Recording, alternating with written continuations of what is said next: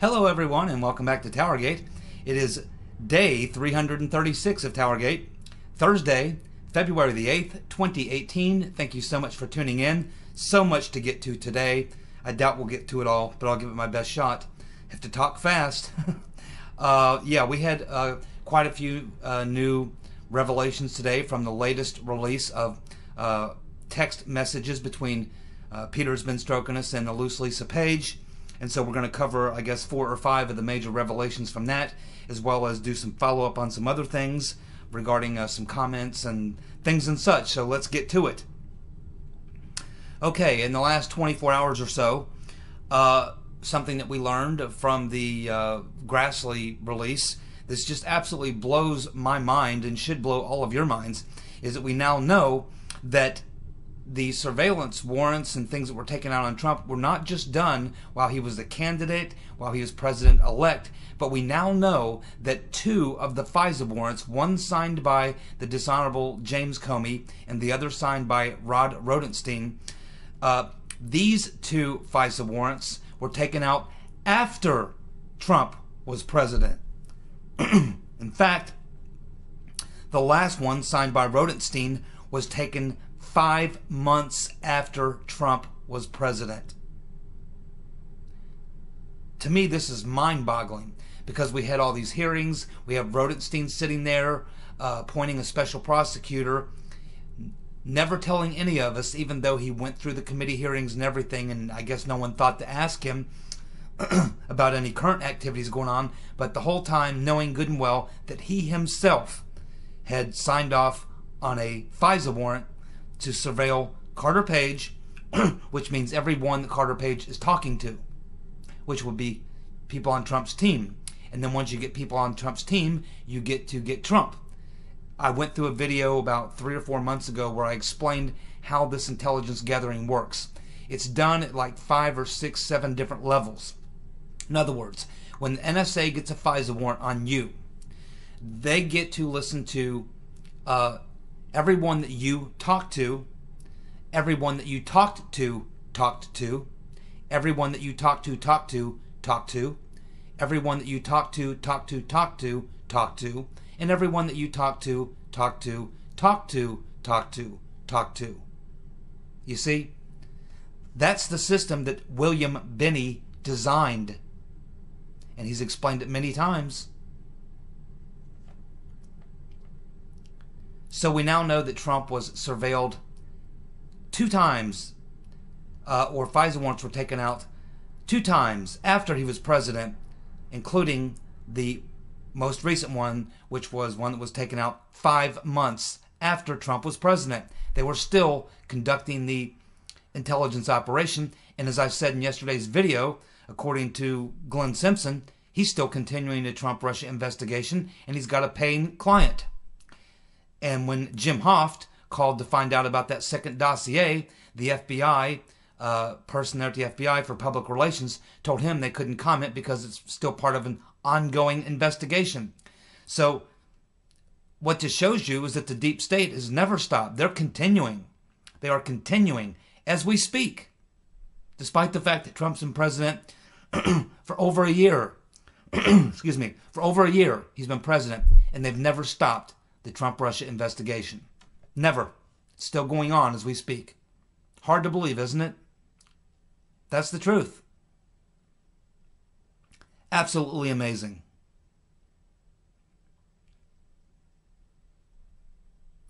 Okay, so I talked about a week ago about these FISA court judges and things and such, and that there was a question maybe on a couple of these FISA court judges. Now there's 11 FISA court judges. There are 3 female FISA court judges, and the top level, the leader of the 11 FISA court judges is a female. She is the one who wrote the 99-page FISA court document that we've been referring to. And she was pretty tough on the FBI and the DOJ in that report, as we know, which was based on and her 99-page FISA court document research or investigation was based on the fact that Mike Rogers NSA director, went to her and said, "Hey, I've got a lot of cases here of illegal searches and unmaskings and things going on." That's what caused her to launch her own internal investigation. Now, I was talking about those judges. It appears that there's 3 of the 11 judges that, and hey, the FISA court judges have a website. I mean, the FISA court judges have a website. We know who they are. It's not like they're that secret. We know who they are. And so some individuals have gone in and looked at some of these judges, and we find that 3 of them have been involved in making some rulings that were, well, let's just say very, very far left, probably not with the mainstream, and probably would not be the type of judges who would be Trump supporters. So that's why I raised this issue a couple of days ago. So I had a commenter, I can't remember who it was, but a commenter that said, yeah, well, Lionel, of Lionel Nation, who I'm a big fan of. I know a lot of you guys probably watch Lionel. I love Lionel. He's got the greatest vocabulary of any YouTuber out there. He's got an extraordinary vocabulary, and I love Lionel, no problem. But he was making the case in this video that he did that that these judges who were lied to in the FISA court appearance by Comey or Lynch or whoever, that they would be outraged, very, very angry if they learned that they were lied to, and that they would, take some sort of action or what have you. Well, exactly. So my question is, why haven't they done so? Why haven't they done anything? Because I can assure you, Lionel's right. If you went to a judge and sworn under oath, gave testimony, and then that judge got evidence a week, a month, or a year later that you lied in his courtroom, you lied to his face under oath, absolutely, he would put out an arrest warrant for you. An arrest warrant. And they would immediately come, once they got the arrest warrant, the sheriffs would come to your house with the arrest warrant. If you're not home, they will find out where you work and they would go there. If you weren't there, they would just get a warrant to do to search your mobile device, and they, of course, has GPS tracking. They would track you down. They would pull you over on the interstate and arrest you right there. That's exactly what would happen. So Lionel Nation, Lionel is right.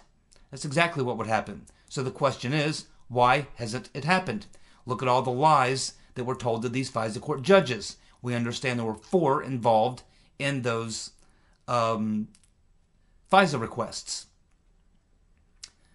And they've had plenty of time with all the information that has come out to know that they were blatantly lied to. So why has these FISA court judges not put out arrest warrants for any of the perps who lied to them, submitted false affidavits to secure a FISA warrant? And that's the only point I was making in the comment that I made. So I'm not really challenging Lionel or anything. I agree with Lionel that if these are straight up, players, straight up judges, they would do exactly what Lionel said they would do. If they learned that someone came into their courtroom under oath and lied to them, and they got evidence of the contrary, if they got evidence that they were lied to, they would immediately put out an arrest warrant for that person. Lying to a judge in a court under oath will put you in contempt of court. And they can lock you up for that, put you in jail, and hold you until your hearing. So I agree with Lionel. That's exactly what would happen. But why hasn't it happened, considering they know now that they were lied to? They know now that false documents were submitted to them in order to get the FISA warrant. So that's the only argument I was making there. And of course, we're questioning that a couple of the judges, 3 of them specifically, looking at past rulings they've made in other cases, raises some questions as to what their political motivations and leanings might be. Is it too much from what we're learning about the DOJ and the FBI and the Obama administration, is it too much to consider that possibly we have some rogue FISA court judges, just like we have some rogue high-level FBI and DOJ officials? I don't think so. Just because they put on a robe doesn't automatically mean they turn into, infallible humans or anything, or gods or something. They're still the same people they were. They're just wearing a robe. They can be just as biased as Comey or Ben Strokinus or anyone else. And that's the only point that I was raising. So, yeah, I agree with Lionel. and I am waiting for that judge or judges who were lied to send out the arrest warrants. That's what I'm waiting for. If not, then we have to question those FISA court officials. Why did they allow these people to come in, lie to them, and why have they not taken any follow-up action? That would be my question. Thank you, though, for the comment. I appreciate it. Very well done. It appears, when we look at that meeting, that when Comey went over to brief Trump about the dossier, of course, I've suspected for a very long time that the only reason he did it was because then it became a news story, and then it was okay then for BuzzFeed to publish, or at least they believed it was. Or at least ways now it's actual newsworthy, because now that Comey briefs Trump, the dossier is in the public record. There's something that it was worth briefing Trump about, and therefore it gives it some legitimacy, some credibility. It's now an actual story that could be reported on, and I think he did that only for this reason, so that it could get out there, because that's what they really wanted, was to get it out into the public, leaking it or by any other method. But when you look at that meeting, we have all these people saying, yeah, well, Putin was trying to blackmail Trump and this type of thing. There's no evidence of that. But if you look at this meeting that Comey had with Trump on that day, it looks a lot more to me and some other people like the actual blackmailing that was going on was possibly that Comey was trying to blackmail Trump. That's what it really looks like. That's where the real blackmail was taking place. Any logical person could reach that conclusion based on the evidence we have and knowing the character of the dishonorable James Comey.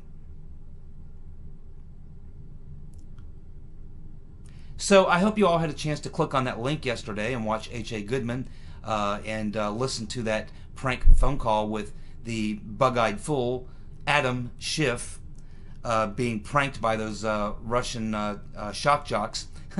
They did a hell of a good job, I got to tell you, on that. It was really funny. But when Adam Schiff was talking about the meeting that took place at Trump Tower with Manafort and Trump Jr. and Kushner and Veselnitskaya and Mr. Sukrin and these other individuals, Mr. Goldstone, Schiff said that was at the very least that it was unpatriotic and possibly treasonous. And so if that's the case, then is Adam Schiff having a conversation with these Russians to get dirt on Trump? Because that's what that meeting at Trump Tower was supposed to be. It was supposed to be the Trump team getting dirt from Russians on Hillary. So does Adam Schiff feel the same way, that he trying to get dirt from Russians on Trump is also unpatriotic and possibly treasonous? Is that the way it is, Adam Schiff? You bug-eyed fool? So he was fooled. I came up with that term about 2 weeks ago. Fool. Of course, he's got bug eyes, so that's an easy one. So the bug-eyed fool. But I didn't know about this prank. But now that we saw that he was fooled, I guess my description of him as being a bug-eyed fool is totally accurate. Looks like I nailed it on this one. The bug-eyed fool, Adam Schiff. Luke Rosiak of the Daily Caller. We now have more Peter's been stroking us and loose Lisa Page texts. It's the gift that keeps on giving, isn't it? And there's much more to come. So we've got these two communicating again. And this particular text I'm talking about now is one where they're talking about how the Inspector General beginning and launching his investigation is creating a lot of problems for Ben Strokinus and Page and their crew to try to bring the Hillary Clinton email investigation to a close. So Ben Strokinus is telling Lisa Page that he's kind of frustrated and upset because they want to bring the Hillary Clinton email investigation to an end, but they got the IG over here opening up this investigation, looking into things, and it's really frustrating them because they want to bring it to a close, but now the IG is causing a problem with them doing that.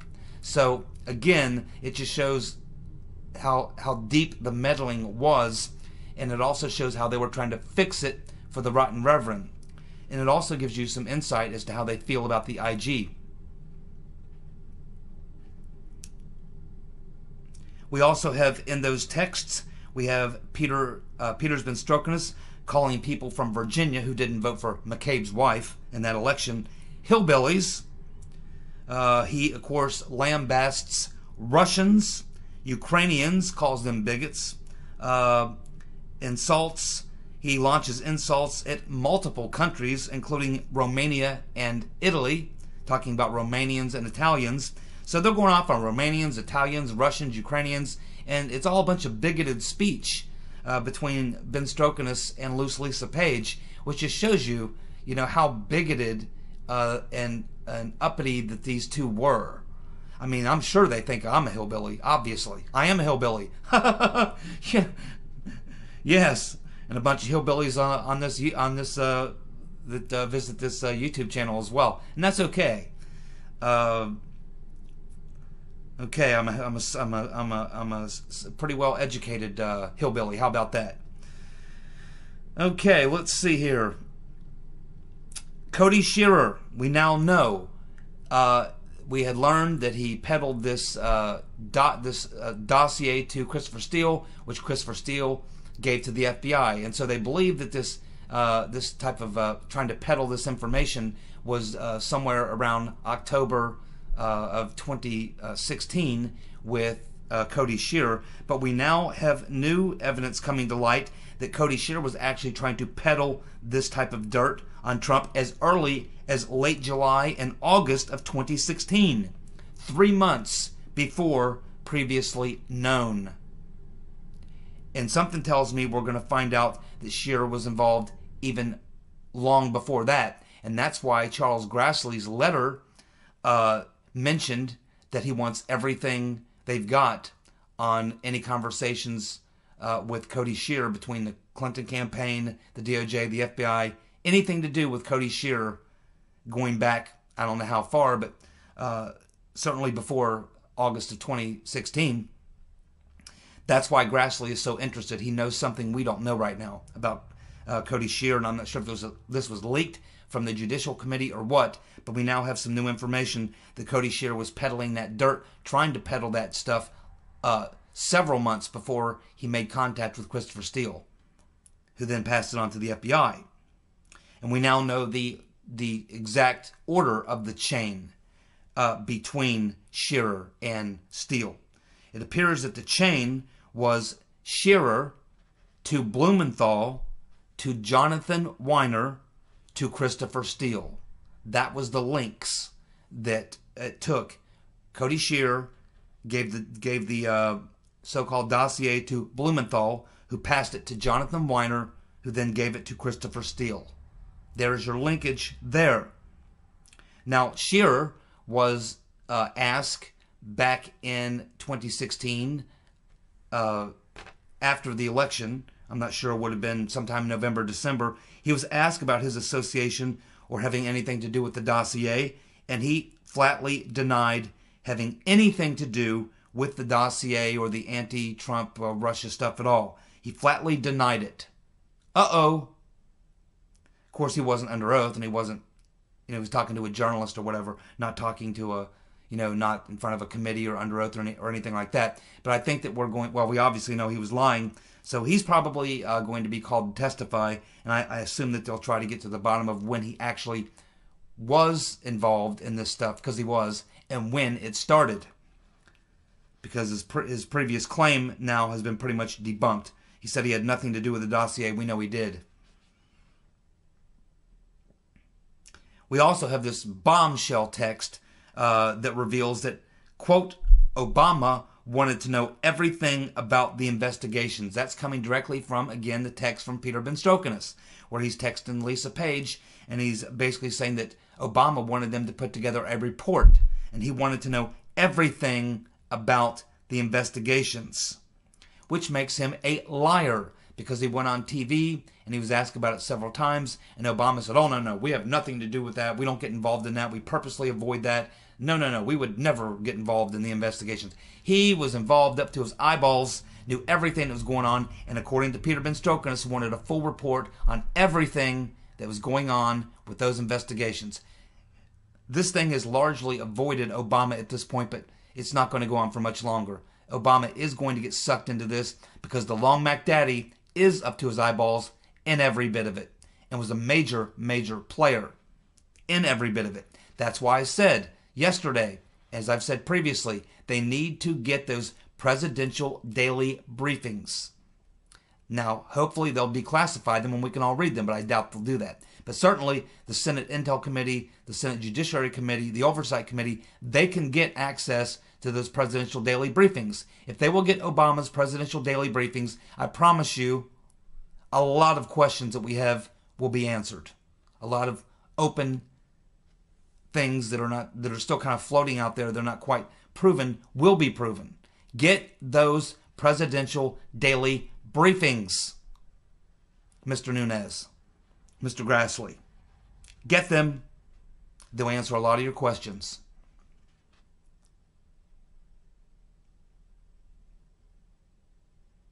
In another text, Ben Strokenes told Lisa Page that, quote, he threw his son out of the house for supporting Ted Cruz. And he says that the government should stop these pro-life marches and rallies. So not only are these two horribly corrupt, they're authoritarian fascists. I mean, Ben Strokenes is literally an authoritarian fascist. He wants the government to stop pro-life rallies. He wants the government to stop pro-life marches and rallies. Whew. Man, this dude was hardcore fascist, I gotta tell you. And he threw his son out of the house for supporting Ted Cruz? What an asshole. William Campbell, the FBI informant, who we've all been waiting for, testified today for 4 hours. And he and his attorney brought lots and lots of documents and evidence. And the overriding theme throughout his 4-hour testimony is that and really the bombs that he was dropping, basically, in a nutshell, say that the rotten Reverend Clinton and the Obama administration was all in for this arrangement to transfer the uranium to the Russian company.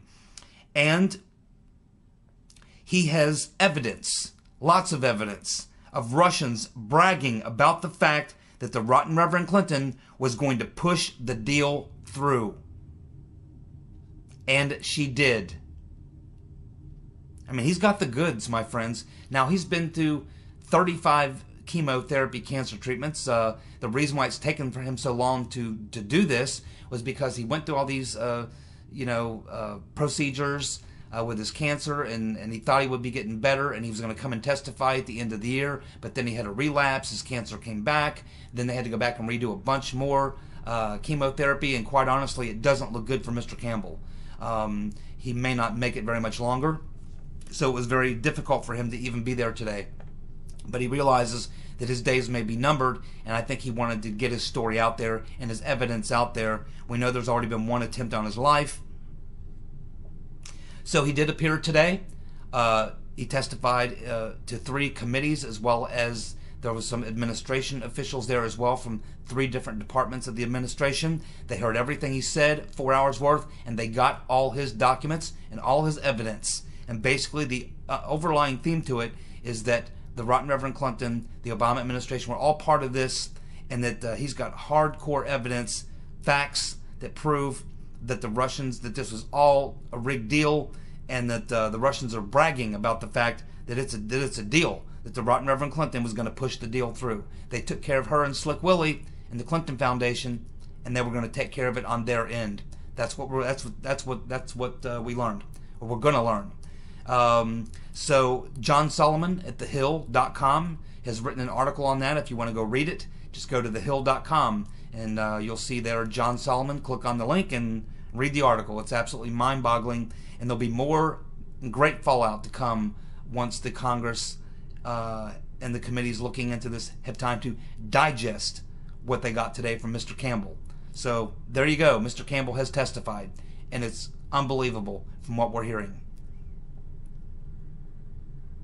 Trump's approval is now 4 points higher than Obama's approval rating was at the same time in his presidency. Trump's approval rating is 4 points higher than Obama's was at the same time in his presidency. We're winning, and that's with all this negative stuff going on around him. That's extraordinary. Trump would be at 90% in the polls if it wasn't for all the lies and fake news attacking him every day. It's unbelievable. Well, hackers have leaked Anthony's wiener, have leaked the address book of Anthony's wiener, and guess whose name is in the address book of Anthony's wiener? Glenn Simpson's wife, Mary Jacoby, is in Anthony Weiner's address book. Another Clinton connection. What do you think of that, sports fans? Boy, I'd like to see that address book. I think there's probably some other very interesting names in there as well. But why would Mary Jacoby, Glenn Simpson's wife, co-owner of Confusion GPS, why would his wife's name be in Anthony's Weiner's notebook, his address book? Why would she? What's the connection there? Well, Huma was transferring a lot of Hillary's emails onto that computer, so probably the source was probably Huma. And if Huma is communicating with or having association with Mary Jacoby, she would only be doing that on behalf of the Rotten Reverend. Doesn't take long to figure that one out, does it? Oh my goodness. Now we are learning, and now that we know that Carter Page was in fact an FBI informant working with the FBI to take down a Russian mobster, which they did, people are now asking, was Carter Page the FBI plant that the FBI planted inside the Trump campaign to allow the FBI to spy on Trump? Page, who was an unpaid advisor, met with the Trump team only one time. That is a very interesting question. Well, we learned a few weeks ago that from Glenn Simpson, he said Christopher Steele told him that the FBI had an inside informant inside the Trump campaign. Now, we all assumed that was Papadopoulos, and I do believe he was a plant inside the Trump campaign. Exactly who he was working for, I don't know. But Carter Page, was Carter Page actually the FBI inside informant to the Trump campaign, working for the FBI? Whew. That one will really make your head spin, won't it? That's going to require some effort to sniff that one out. I imagine there'll be people all over that idea here in the next couple of days, because that is a mind-boggling thing. I mean, I never even that never even crossed my mind. Never even crossed my mind. But I guess anything is possible in the swamp. I mean, I don't know. I don't even know what to think about that. Was Carter Page? What do you guys think? I want to read the comments section on this one. Do you guys think it is possible that Carter Page was actually the FBI plant? Boy, this thing's crazy. This thing is crazy. We also had a text today that suggests that Peter Benstrokonus and Lisa Page used untraceable phones when talking about Hillary. Here we have a quote. It is, quote, "We text on that phone when we talk about Hillary, so it can't be traced." Well, that's about as a direct quote as you need. It appears that they used some sort of an Apple iPhone, I guess, when they talked about Hillary. And that's a quote. "We text on that phone when we talk about Hillary, so it can't be traced." That was Peter Benstrokonus texting Lisa Page, saying, yeah, we're going to, we talk on this phone whenever we're talking about Hillary. My. I bet they want to get their hands on that phone. Yes, indeed. Get your hands on that phone. My goodness, that's probably where a lot of the bones will be buried.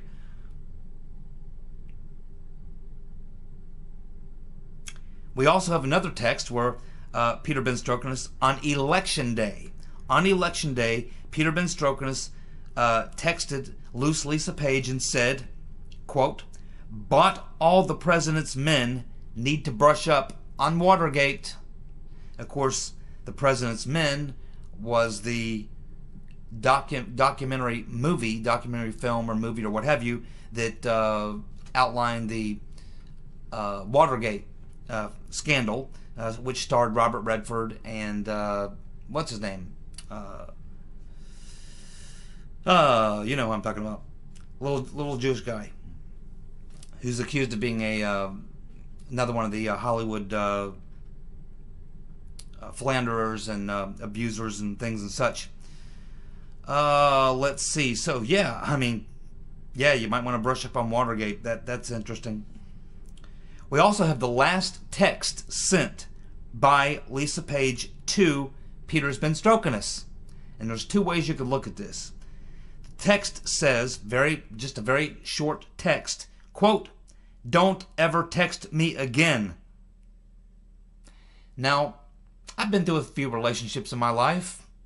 Usually when you get a "don't ever call me again," "don't ever write me again," "don't ever see me again," "don't ever come over again," that's usually a breakup. That usually means we're breaking up, right? I mean, isn't that what that usually is? But it could also mean that we have been discovered by the IG, so we can't be doing this anymore. I'm not sure which of those two things it is, but I'm sure they'll get to the bottom of it. So what do you guys think it is? Did Loose Lisa Page tell Peter Ben Strokenus, "Don't ever text me again," because A, she was breaking off the relationship, or B, because she realized that the IG was onto them? What do you think? I'll read the comments to see what you guys think. Jerome Corsi has, of course, been watching the QAnon thing a lot, and they've deciphered a recent Q message, which he says is suggesting that the meeting on the tarmac was Clinton offering Loretta Lynch a position on the Supreme Court, a Supreme Court appointment by the Rotten Reverend, if she would kill the email investigation. Possible. Possible. I'd say they could have discussed that as well as many other things. I've heard that before, that possibly had something to do with getting her a position on the Supreme Court, in which point, you know, maybe she would have to do something to get that. In other words, get Hillary off the hook. But I think that was already taken care of by then. But anyway, it's interesting. It's worth commenting on. We also are learning that the FBI knew about the Bruce Orr meeting with Steele and Simpson, and they didn't care a thing about it. They didn't care until the IG discovered it and made it public. That's when they started caring. But they knew about it long before that and didn't seem to have a problem with it. They didn't demote Bruce for it. Bruce went on normally. They didn't demote him and move him until after the IG came out and made it public. My. The hits just keep on coming, don't they? Every single day, little by little, we get closer and closer to the truth as the noose tightens around the necks of the perps. And we will get to the bottom of this. Yes, we will.